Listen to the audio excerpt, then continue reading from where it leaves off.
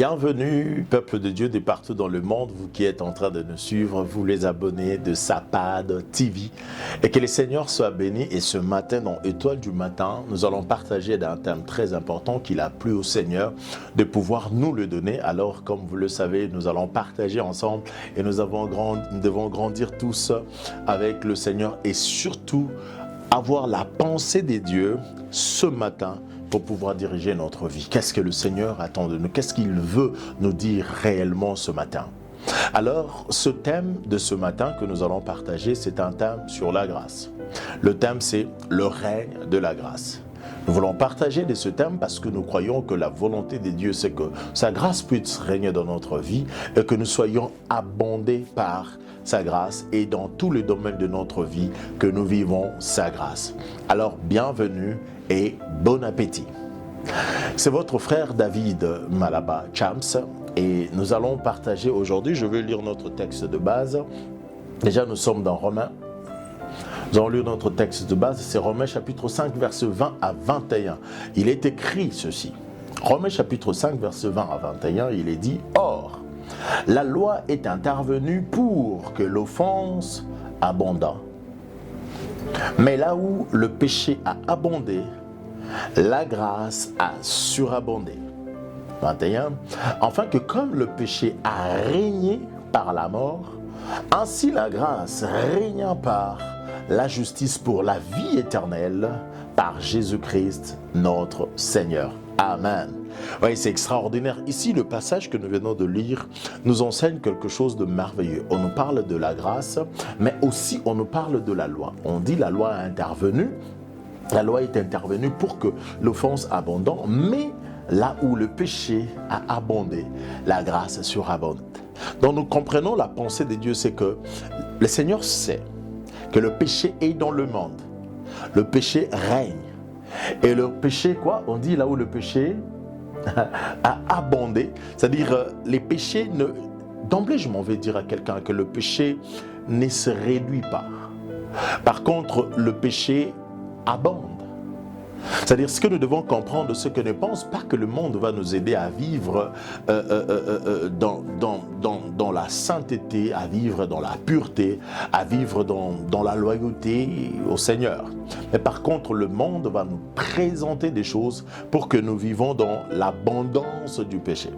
Voilà pourquoi vous allez constater qu'il y a toujours de nouvelles choses. Même l'intelligence artificielle amène certaines choses. Et vous remarquerez qu'il y a dans les réseaux sociaux, nous avons beaucoup de choses qui font en sorte que les péchés puissent abonder dans le monde. Mais ici, la bonne nouvelle, c'est que le Seigneur vient t'informer, vient te dire ce matin que là où les péchés a abondé, la grâce de Dieu va surabonder. Alors je m'en vais dire à quelqu'un, je ne connais pas ta vie, comment tu la mènes, je ne connais pas ce que tu as fait et ce que tu n'as pas fait, mais j'aimerais simplement te dire que même si tu étais dans la vie de péché pendant très longtemps, mais sache que chaque chose dans la vie a son temps. Et voici venu le moment où Dieu veut que sa grâce puisse surabonder dans ta vie. Alléluia. Alors, dans ce texte de base, je sors carrément 4 ou 5 pensées. Alors, j'aimerais aller là où je veux m'arrêter. Je continuerai cela dans le prochain numéro. Mais j'aimerais prendre nos temps parce que vous savez, nous n'avons que 15 minutes. Alors, je veux lire rapidement. Le premier point, je parle de la grâce, est un règne, pas juste un pardon. J'aimerais dire à quelqu'un qui a été dans le péché pendant longtemps, je ne sais pas comment tu as conduit ta vie, mais j'aimerais que tu saches que la grâce de Dieu n'est pas juste un pardon de tes péchés. Non, ce n'est pas qu'il nous a accordé sa grâce, nous a pardonné. Ce n'est pas juste un pardon, mais la grâce de Dieu, c'est un règne de Dieu dans la vie d'un homme. J'aimerais que tu comprennes que la grâce n'est pas qu'un pardon, mais la grâce de Dieu est un règne. C'est tout un règne. Amen. Elle ne fait pas que couvrir nos fautes. Elle prend le contrôle pour nous transformer alors totalement. J'aimerais dire à quelqu'un que la grâce de Dieu ne couvre pas seulement tes fautes. La grâce de Dieu n'a pas pour rôle de couvrir nos iniquités ou de couvrir nos erreurs ou encore de couvrir nos péchés. Non. Mais la grâce de Dieu, ça vient prendre hormis le fait de couvrir nos péchés, mais la grâce de Dieu vient prendre aussi les contrôles de notre cœur pour nous conduire alors totalement et nous transformer. Alléluia. J'aimerais que tu comprennes ce dont nous sommes en train de parler. Ce matin, le Seigneur te dit que sa grâce dans ta vie, ne prends pas ça juste comme un pardon du péché. Le Seigneur t'a pardonné et c'est tout. J'aimerais que tu comprennes, au-delà du pardon, au-delà du fait que la grâce couvre tes fautes, couvre tes péchés, j'aimerais que tu comprennes que la grâce de Dieu vient prendre le contrôle total de ta vie pour ta transformation. Bref, en un mot, je te dirais que la grâce de Dieu nous transforme. C'est-à-dire, la grâce de Dieu n'est pas quelque chose qui vient nous favoriser. C'est-à-dire, je viens couvrir tes fautes, alors tu peux en commettre autant que tu veux. Non, la grâce de Dieu, non seulement qui vient couvrir nos fautes, non seulement qui vient pardonner nos fautes, mais la grâce de Dieu vient aussi prendre le contrôle de notre vie pour nous transformer alors totalement. Elle nous transforme et elle nous donne la même image que Dieu. Voilà pourquoi en Sapad, dans Sapad, nous avons notre slogan nous disant « La chaîne à l'image des dieux ». Donc parce que nous croyons que lorsque la grâce de Dieu vient dans nos vies, non seulement qu'elle nous pardonne, non seulement qu'elle elle couvre nos iniquités, mais je veux qu'on comprenne que la grâce de Dieu, elle vient jouer un rôle exceptionnel. Et le rôle qu'elle joue, la grâce de Dieu, c'est de prendre le contrôle de notre cœur, le contrôle de notre vie pour la transformation de l'homme. Donc la grâce de Dieu nous transforme. Alléluia. Qu'est-ce que c'est merveilleux de marcher sous la grâce de Dieu. Qu'est-ce que c'est beau de marcher sous la grâce de Dieu. Alors je m'en vais exhorter quelqu'un. Marche sous la grâce de Dieu. Le Seigneur veut que tu marches sous la grâce de Dieu. Le Seigneur veut que tu marches sous sa grâce. Parce que sa grâce viendra couvrir tes fautes. J'entends la voix de quelqu'un qui se dit dans son cœur pendant qu'il m'entend, mais pasteur, tu n'as aucune idée de ce que j'ai commis comme péché. Tu n'as aucune idée de ce que j'ai commis comme faute. Tu n'as aucune idée des iniquités qu'il y a dans ma vie, des abominations qu'il y a dans ma vie. Laisse-moi te dire, bien-aimé, peu importe ce que tu as vécu dans ta vie, j'aimerais que tu saches que la grâce de Dieu est tellement puissante pour pardonner tes péchés, pour couvrir toutes tes fautes, mais aussi de rendre une nouvelle personne, une nouvelle créature. Alléluia. Alors reçois la grâce dans le nom de Jésus, la grâce de la transformation. Je prie que cette grâce de Dieu qui vient sur toi ce matin te transforme.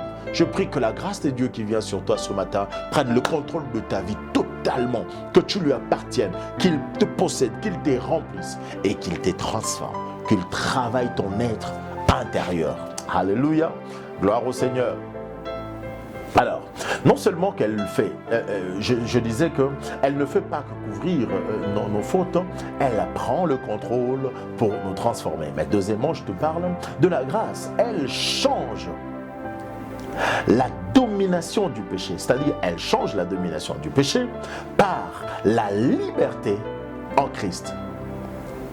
Alors, une autre chose que la grâce fait, non seulement qu'il vient, il vient pardonner tes péchés et prendre ton contrôle pour le contrôle total pour ta transformation, mais la grâce vient changer la domination du péché par la liberté en Christ.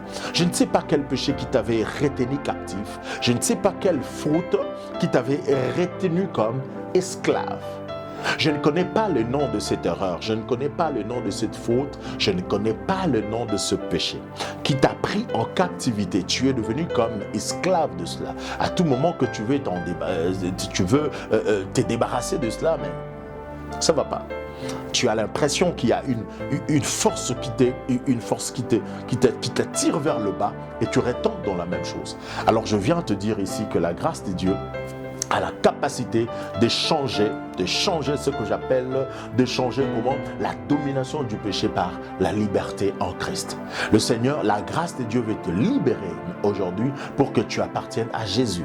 Il veut te libérer aujourd'hui pour que tu ne sois plus esclave du péché, mais que tu deviennes dépendant de Jésus-Christ. Tu deviennes libre en Jésus-Christ. J'aimerais dire à quelqu'un que Jésus te rend libre.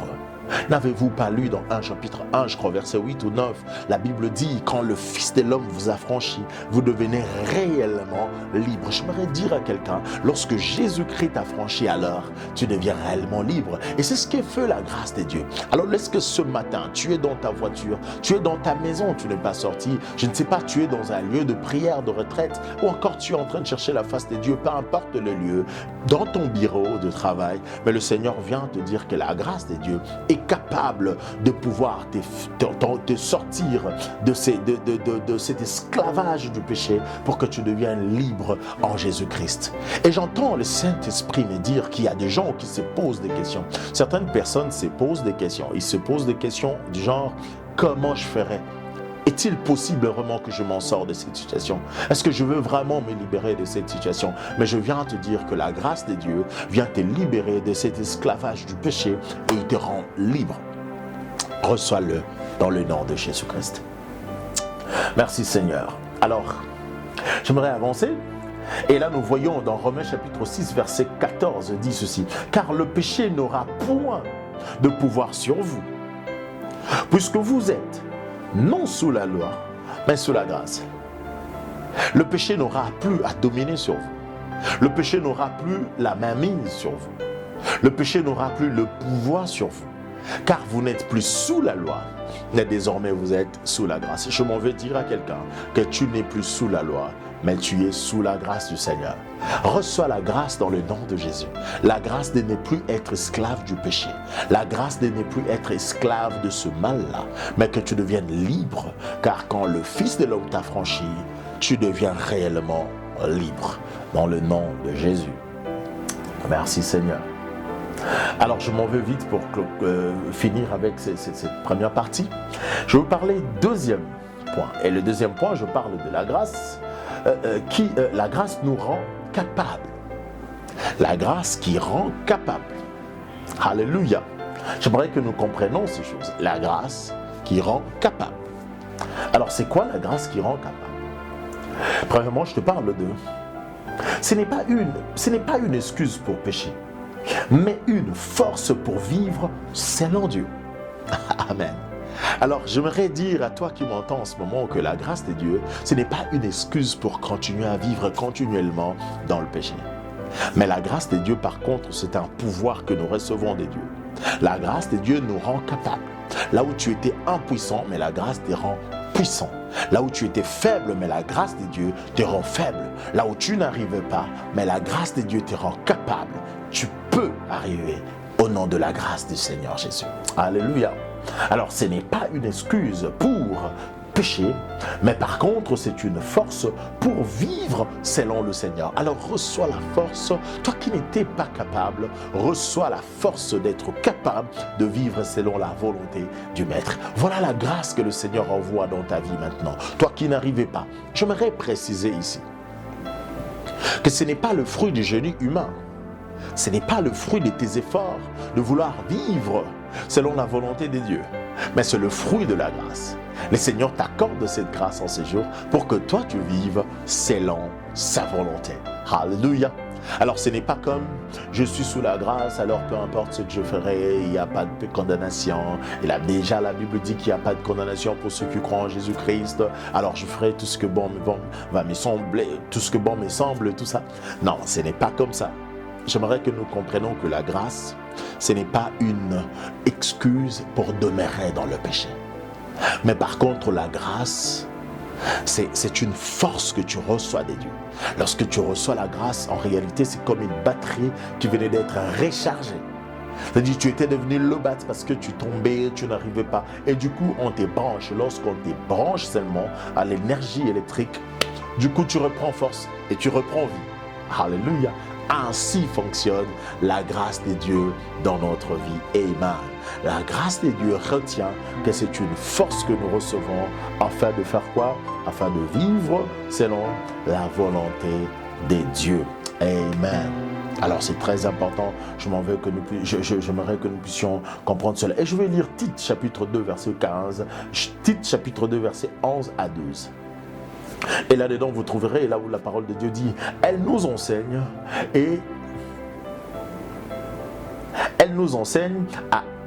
renoncer à l'impiété.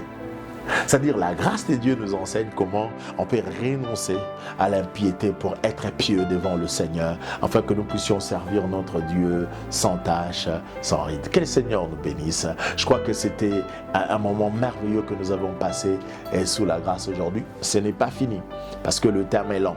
Mais nous allons faire un effort de pouvoir réduire cela vraiment même à 2 ou 3 numéros pour nous permettre de comprendre bien ce que le Seigneur veut nous dire. Que le Seigneur vous bénisse et je vais prier pour toi pour que la grâce de Dieu puisse abonder dans ta vie, la grâce de Dieu puisse marcher avec toi. Reçois-le dans le nom de Jésus-Christ. Reçois la grâce de marcher sous la grâce du Seigneur. Reçois la grâce d'être capable d'abandonner ce péché dont on aime tellement de plus, car la grâce que tu reçois aujourd'hui est un pouvoir qui te permet d'être transformé, qui te permet de vivre aussi selon la volonté de Dieu. Reçois-les dans le nom de Jésus-Christ. Amen.